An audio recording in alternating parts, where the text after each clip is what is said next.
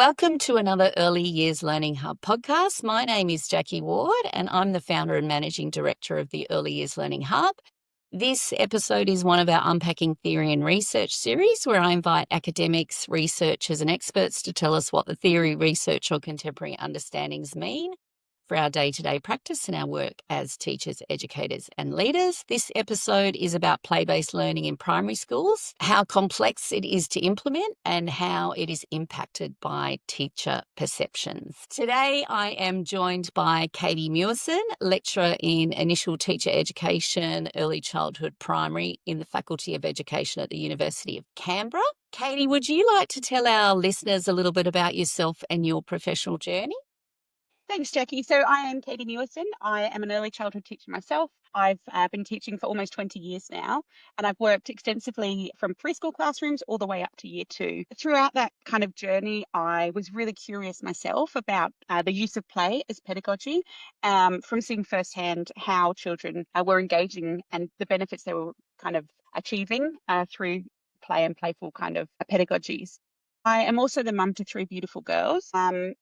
And it was then that I really started to think about my role as a teacher and what that meant. And during just after COVID, I was lucky enough to be approached by someone from the University of Canberra asking me to come and do some lecturing for them. And initially I was like, no way I'm working with adults. I'm an early childhood teacher. I work with little people, and little people is where I'm comfortable. However, with my own children and with the COVID kind of disruptions, I decided, hey, let's give this a go. And I haven't looked back. I absolutely love it. So I've been here at the University of Canberra for over 4 years now. I'm also now doing my PhD, exploring how Australian teachers are conceptualising play and play-based learning in primary school context. That's amazing. Thank you for sharing your journey. It's interesting to see how, an interest in an area can spawn into quite a great career opportunity, isn't it? It So, certainly is. well, I'm very excited to talk to you, Katie, because I think we have a bit in common there that in my former role at the New South Wales Department of Education, I had a great opportunity to kind of span that early childhood and school space.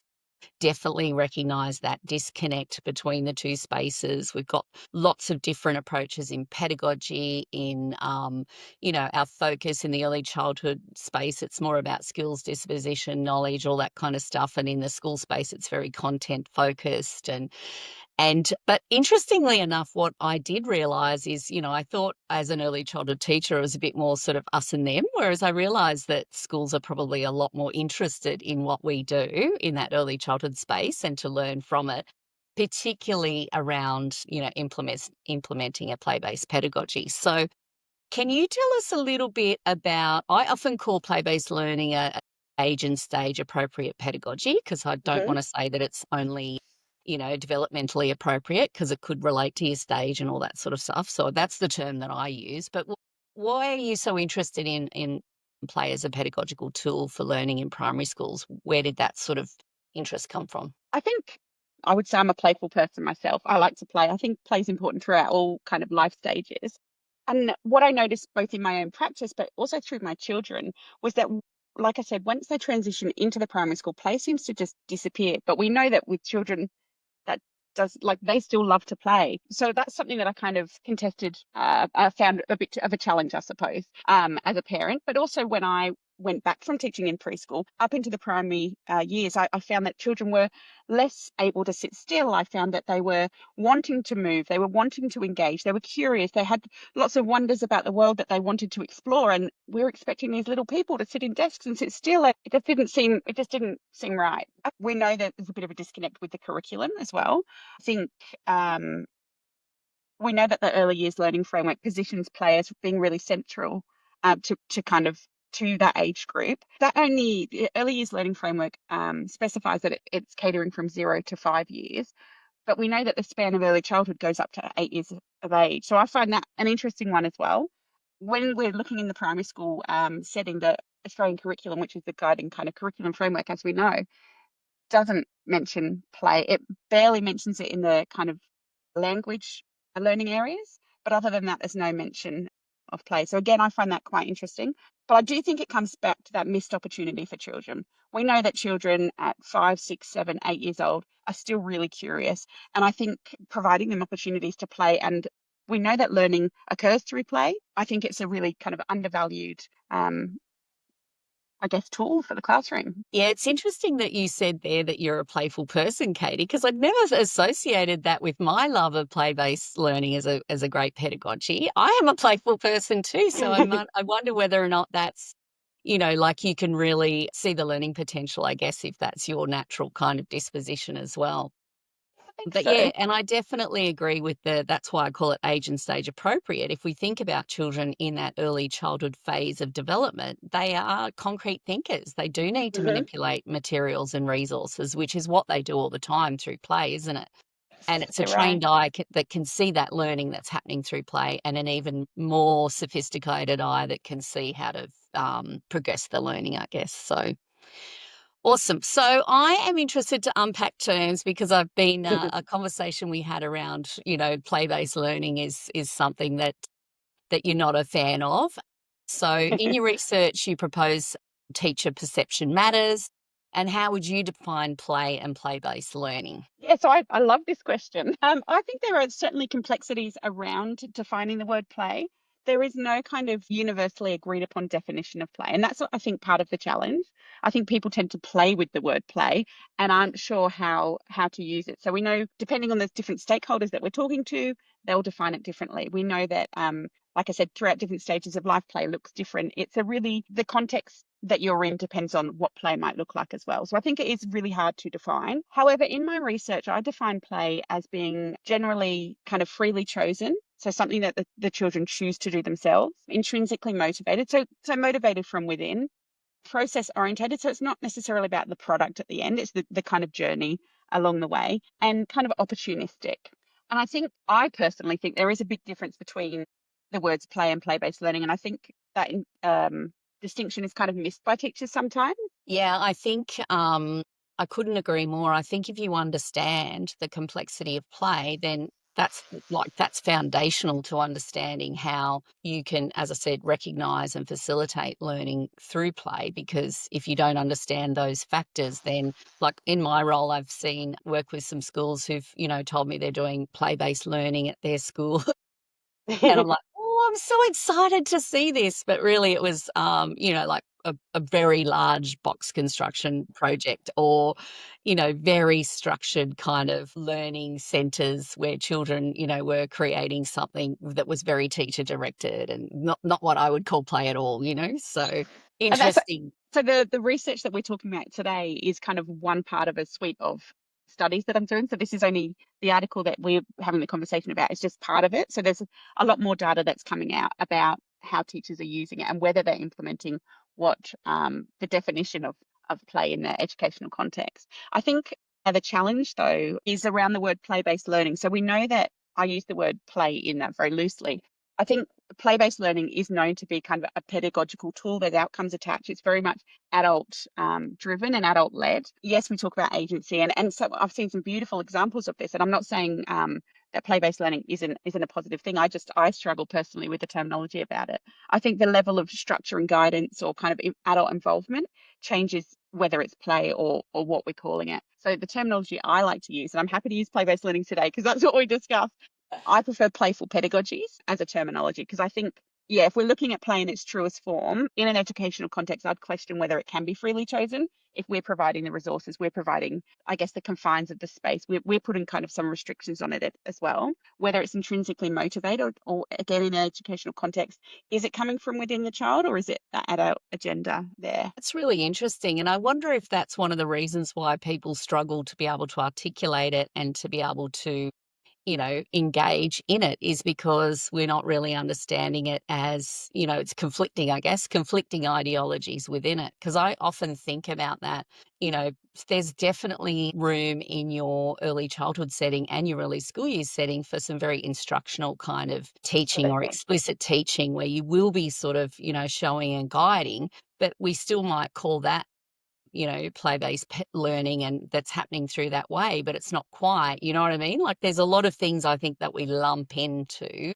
play-based learning. So I hope that this chat that we're having today, Katie, really encourages educators and teachers and leaders just to do a little bit of critical thinking themselves and reflecting on what their understanding is and how they're implementing it in their service. Yeah, definitely. I think it's also important to know that play-based learning isn't just one thing. It's a spectrum, it's a continuum, and depending on the amount of adult involvement or adult interaction or teacher guidance or however scaffolding, whatever word you might like to use, I think it's important to know that we do need all these different types of approaches to support children in their learning. And that I think is why I find it challenging to call it always play-based learning rather than playful pedagogies. Because like we mentioned before, being playful as a teacher is often what a lot of teachers do anyway.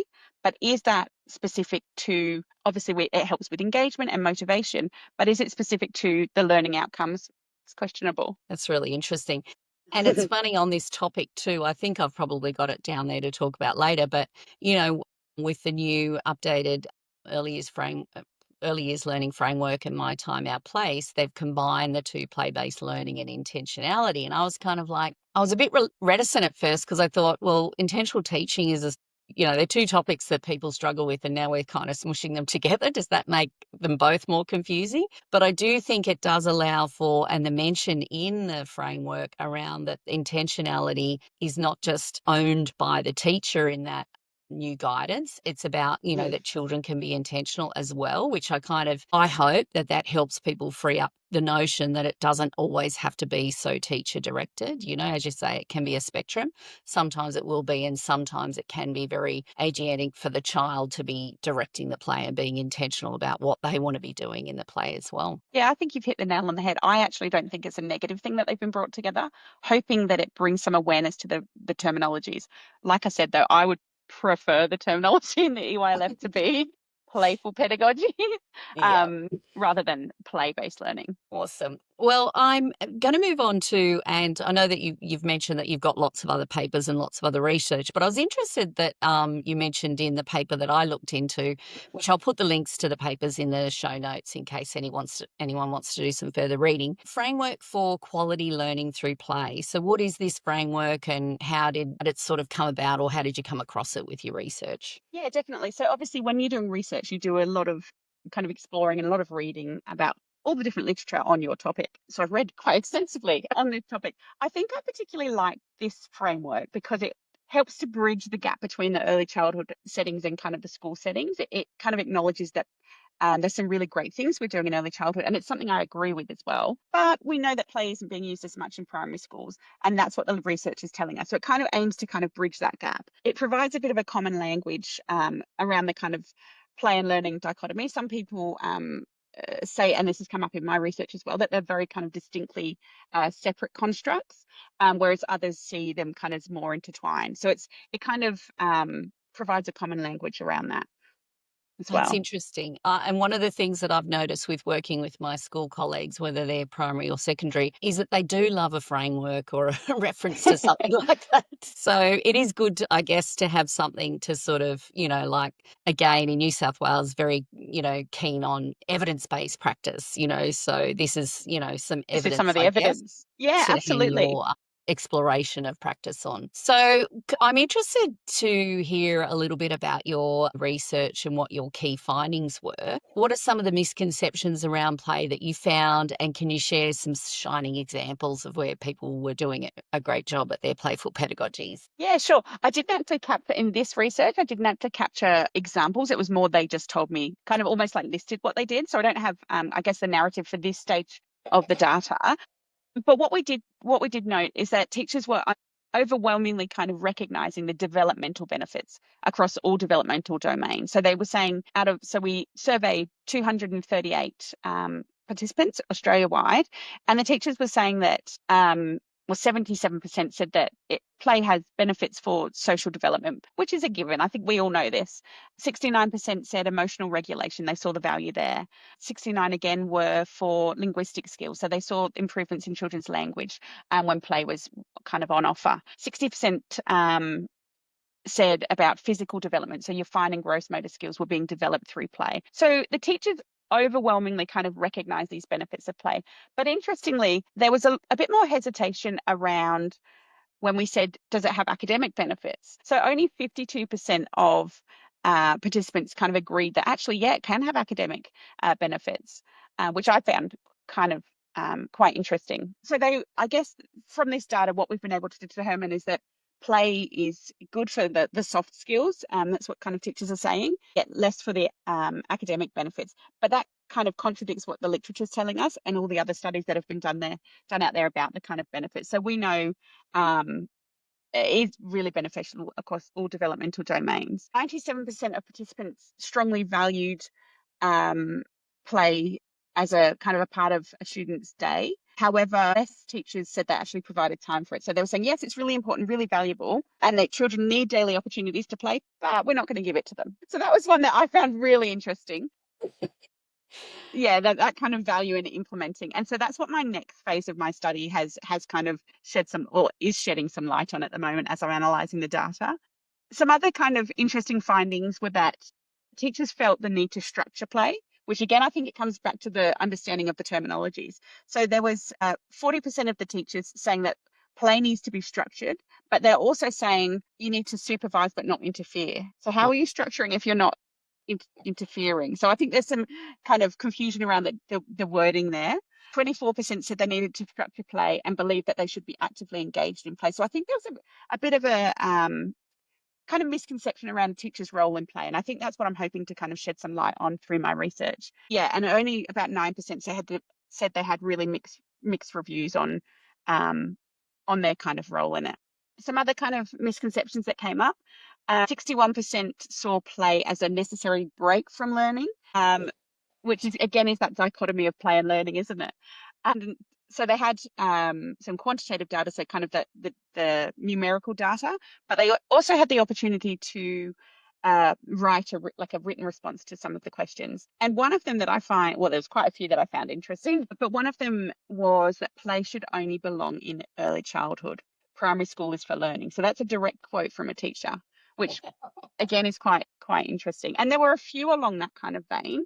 I think about 6% of respondents had really strong opinions that play should not be in primary schools, which is interesting. Again, there was some confusion around the terms unstructured, and whether it kind of meant, and one of the quotes was a free-for-all without purpose, or what that language meant in schools. So what it's kind of showing me is that there's teachers are not really understanding what this play-based learning and what this play really is in an educational context. Yeah, interesting. I would agree in some of the, schools that I've worked with and also done some casual teaching. And there's lots of sort of, especially in the kindergarten classroom, they've definitely got toys and a little home corner things set up and construction stuff. But it was like scheduled on the timetable for a, 1 or 2 hour block once a week. And the other way that I think teachers use it is what I've heard described as a brain break, and even did that myself because, I wasn't in a position. I was doing 1 day a week as a casual. I wasn't in a position to change, the way that the whole classroom kind of operated. So I thought, well, even a little bit of play throughout the day is better, even if we're calling it a brain break, when in actual fact, I'm going to say that a lot of children in that time where I'd done those brain breaks were way more engaged in academic type learning than they were in the what I consider to be quite often, quite boring and, letter of the week or sound of the week, stencils that people have to fill in, all of those things that I think that's the other thing. I think there's perhaps not a lot of critical thinking in that space to say, well, okay, what are children actually learning when I'm doing those other kind of types of lessons as well? So I think it's the bringing together of the two things, analysing what does play look like in primary schools, but also are these other things we're doing all that effective in terms of furthering academic learning? Yeah, I do think that's some interesting things to think about. I think it's like I mentioned before, I think it's partly in primary schools we're so as teachers feel like we have to achieve all these outcomes. We've got to like it's very outcome focused. And I think Mm. potentially that's part of a problem. We see if we look at kindergarten or even preschool 10, 20, probably 20, 30 years ago, the expectations on the child then compared to the expectations now are vastly different. So what we're seeing more of the kind of academic curriculum being pushed down onto children, where I actually think it should be the opposite. We know that in early childhood, play is being done really, really well in lots of cases. Let's push that up. The children are getting so much more from that. If we look at the Scandinavian countries, where in some cases they're not starting kind of the formal academic kind of learning, or the kind of the reading and writing, those kind of things that need to be explicitly taught. If they're not teaching until 7 years old, why are we trying to push our younger citizens to sit still and read a book? And they're not ready. They need to play before they've got the ability to do a lot of these things. I couldn't agree more. And I think it really creates a disengagement and disconnect with schools as well. Particularly, I think, for children who have experienced a really high quality, rich play based learning program and have, learned all of these great things and been empowered and are advocates for their own learning and their own style of learning, to then have to be sort of, I don't know, penned into a different way of doing things and they already maybe know some of the things that they're going to learn in every day of every week in the whole of kindergarten. I kind of think, yeah, we're not necessarily catering for high potential and gifted children either, which is a real focus in New South Wales schools at the moment. I am interested to unpack this complexity a little bit more with you, Mhm. Katie, because I think that that's one of the things that's of real interest to me, and the idea that, you've sort of skirted around on the idea of that there's, I'm not sure what it's like in the ACT, but in New South Wales there is some guidance from the New South Wales Education Standard Authority, I think that's what NESA stands for, about the time that you need to have spent in your week on English, maths, and the other key learning areas. I'm interested to hear your thoughts on exploring the complexity of implementing your playful pedagogies and children learning through play, academic learning. Why is it so complex, and what do you think the contributing factors are? Yeah, thank you. That's a great question. I think it is very complex. I think it's important to acknowledge that it is very complex. Again, I think it comes back to the kind of curriculum framework that we're kind of bound by. Um, EYLF, like I mentioned before, play is central to the pedagogy there.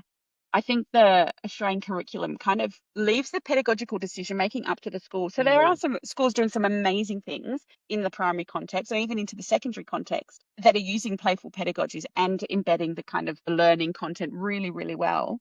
But I think I guess leaving the play out of the Australian curriculum and the pedagogical decisions up to the school, it creates a bit of a division between kind of the policies that we're kind of confined by, but also how communities are interpreting those and how schools are interpreting them and kind of enacting them into the classroom. I think as well, we know that there's a lot of pressure. There's a lot of curriculum to get through in a standard day.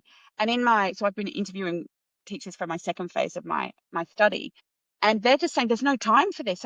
And what I want to say, obviously in an interview, I'm just listening, but what I want to say back is that playful pedagogies can be a way to deliver the content.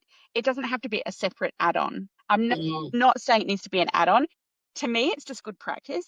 To me, it's about that kind of the pedagogical choices you are making as a teacher and whether they are in the best interest of the children. If I'm teaching a kindergarten or a year one class and I'm expecting them to sit down for long periods of time and fill in worksheets, boring. I'm bored teaching that.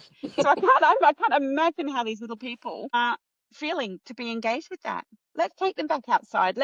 Let's play, and we can do so many amazing things through play and playful kind of pedagogies. I think it's so, yeah, underutilized. I think a lot of it though does come back to lack of training. So I've asked in my interviews and also in this study, I've asked teachers about what they're learning, or when have they explicitly had some training around play, or was it covered in their degrees? The answer is saying no. So for the teachers who are in the primary setting, they're saying that their training didn't prepare them enough. And that's, for me, as working in a university at the moment as a lecturer, that's something I'm trying to change. I think the more kind of informed they are, or teachers, or we are, I think obviously knowledge is power. The more people that know the benefits of play and can make our learning experiences playful, I think that's powerful. Yeah, and I didn't sort of jump on what you'd said earlier in the previous little chat about the push up sort of Mm.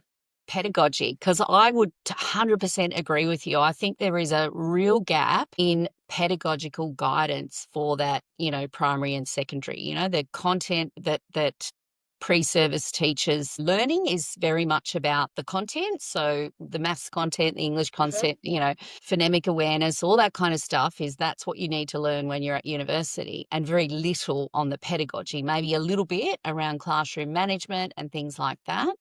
And again, that doesn't mean to say that there aren't amazingly great teachers with really great Absolutely. pedagogies that they've developed along the way, but I think there's definitely a gap in that. And that's one of the things that I'm really passionate about is helping teachers to learn how to implement a great, amazing maths lesson using playful pedagogies and using, as you said, spaces and plans that don't involve children sitting at a desk doing a worksheet or, involve a lot of activity, a lot of concrete exploration, all of those sorts of things. So, yeah, I guess it's unfair of, say, my past self to be all judgy on teachers in that primary space to say, Likewise, I think I've why learned a aren't lot in they my doing journey. play-based, learning there?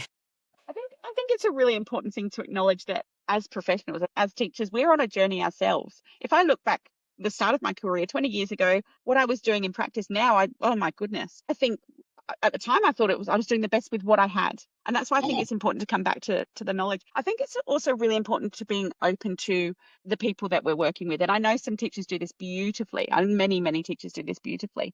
I know, I guess, the power of being in a really great team as well. In my kind of second phase of my research, it's come out that when looking at the demographics, the age of the teachers who are saying and appear to be doing play well in practice or playful kind of pedagogies in practice, it seems to be a bit of a gap.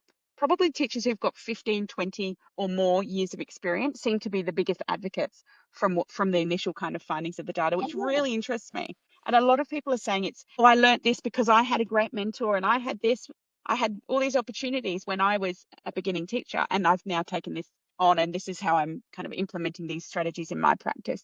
So yeah, I find it really interesting. I would agree. I had a really great in my former role, had a connection, and we actually did some work with her on this teacher, very quite experienced teacher. And when she had her own children transitioning from early childhood into school, she had some real thoughts about how there was that disconnect from her own personal experience. And her children had attended a really great early childhood service that was implementing great things. And that gave her the sort of impetus, I guess, to connect and form these partnerships and networks to learn to inform her own pedagogy of what she could do differently in her kindergarten space from her early childhood services. So I think this piece also sort of connects with the idea of forming networks across that and partnerships, centered probably around that transition and but the idea that we can all learn from each other, I think, and get a really different perspective on the way we work and teach, that the information can flow both ways. Yeah. And I think a really simple way to do that, I don't know what it's like in New South Wales, but in the ACT, the preschools are often attached across the car park, typically, in my experience from the primary schools. And when we have our team meetings on a whatever day of the week we choose to do those, the preschool team has one, and then the rest of the junior team and the senior team. Shouldn't it be an early childhood team, perhaps? Like, I just think just little things like that, I think could make a really big difference. Definitely. That's definitely something that I'm trying to encourage it because my preschool is part of a school as well. So yeah, definitely trying to make that connection a little bit, which it hasn't happened in the past like that. So that's kind of my notion of trying to move together and work together a little bit more closely on that. Like, Fingers I think crossed. we're all in it for the children, aren't we? That's what we want. We want the best outcomes for children. Best And I think outcomes there's a for lot of children. And I think the early years are so important for children to set them up for success because I think if you can sort of, have a really good, strong transition from your early childhood space to your school years, and then you've gotten a handle on how it's like to learn in that school space, but finding your own way to what sort of fits best, and then you're off on that sort of very long train journey, aren't you, until you finish.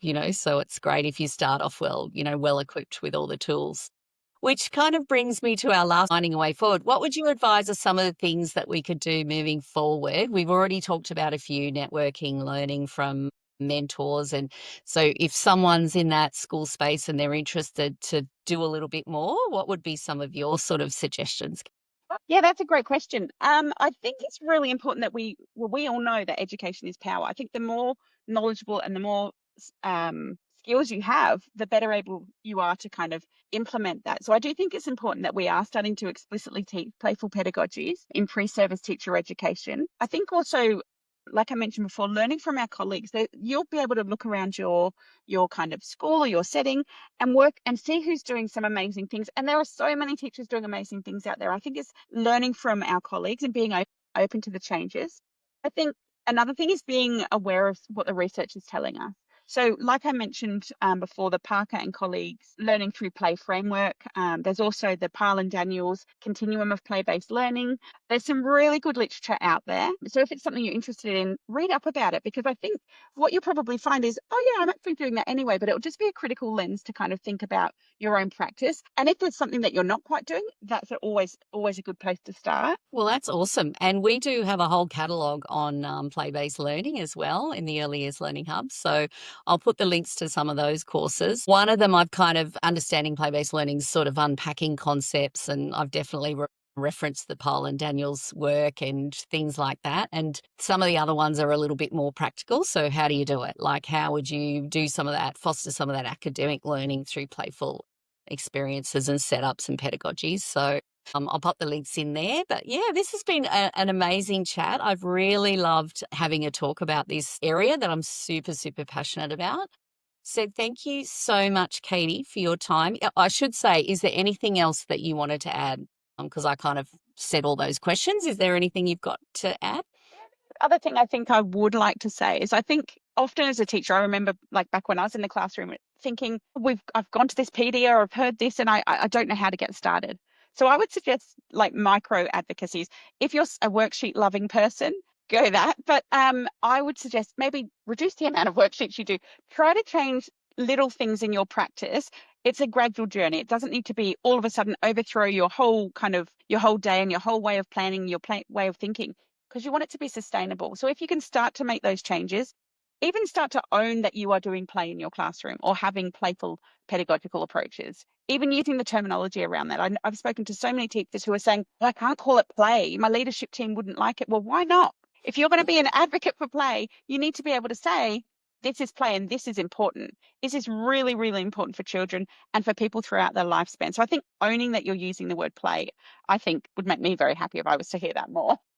I love that. And I love that notion of trying to change small things as well. Because, yeah, sometimes I think always it's about when you try and change practice, if you try to go too big, you will always the wheels fall off the wagon, don't they? That's So right. And you go back to what start you're small. comfortable doing. Yeah, yeah. And also I would 100% agree about introducing some of the language, because that changes other people's mindsets for when you do start to implement things that are a little bit outside of the norm, you know? That's So right. that's really great tips. Thank you so much, Katie, for your time. My pleasure. Uh, Thank you. This has been another episode of the Early Years Learning Hub podcast. Don't forget to follow us and you'll be always informed of the latest episode. Thanks again.